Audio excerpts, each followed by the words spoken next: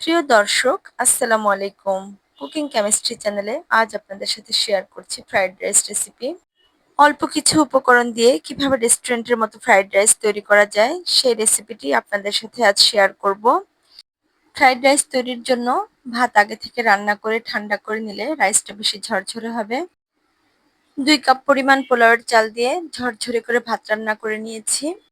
ফ্যানের বাতাসে কিছুটা ঠান্ডা করার পর ভাতগুলোকে ঢাকনা দিয়ে ঢেকে রেফ্রিজারেটরে 2 থেকে 3 ঘন্টার জন্য রেখে দিব। অন্য একটি প্যানে দিয়ে দিচ্ছি 2 কাপ পরিমাণ সয়াবিন তেল। তেলটা কিছুটা গরম হলে এতে অ্যাড করে দিচ্ছি ছোট ছোট টুকরো করা বোনলেস চিকেন। দিয়ে দিচ্ছি 1 চা চামচ পরিমাণ রসুন বাটা, 1 চা চামচ পরিমাণ দিয়ে দিচ্ছি আদা বাটা, দিয়ে দিচ্ছি হাফ চা চামচ পরিমাণ গোলমরিচের গুঁড়া, স্বাদ মতো লবণ অ্যাড করে দিচ্ছি।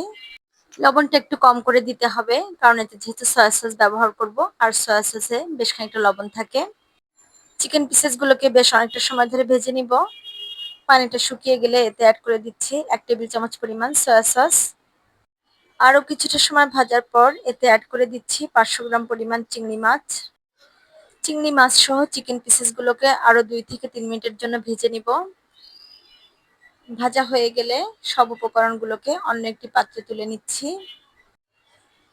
ওই একই প্যানে দিয়ে দিচ্ছি আরও 1 টেবিল চামচ পরিমাণ তেল। 2টি ডিম আমি এই তেলের মধ্যে ভেজে তুলে নিচ্ছি। প্যানে দিয়ে দিচ্ছি 2 টেবিল চামচ পরিমাণ বাটার। ফ্রাইড রাইস রান্না করার সময় বাটার ব্যবহার করলে রেস্টুরেন্টের মতো একটি ফ্লেভার আসে।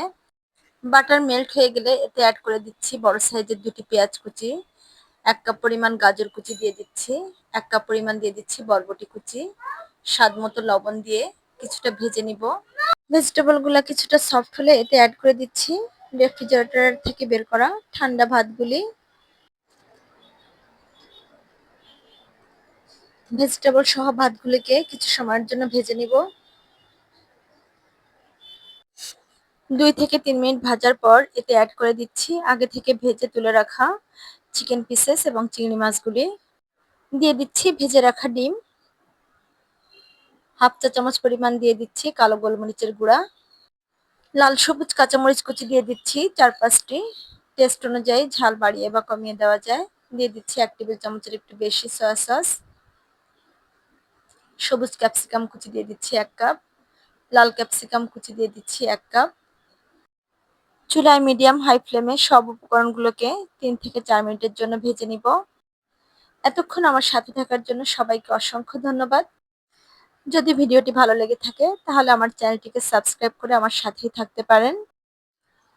ভীষণই কালারফুল এবং অসাধারণ স্বাদের ফ্রাইড রাইস যদি আপনি বাড়িতে তৈরি করেন তাহলে আমাকে জানাতে পারেন কেমন হয়েছে।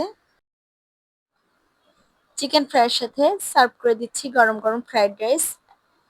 সবার সুস্থতা কামনা করে আজকের মতো এ পর্যন্ত বিদায় নিচ্ছি। সবাই সুস্থ থাকবেন, ভালো থাকবেন। আসসালামু আলাইকুম।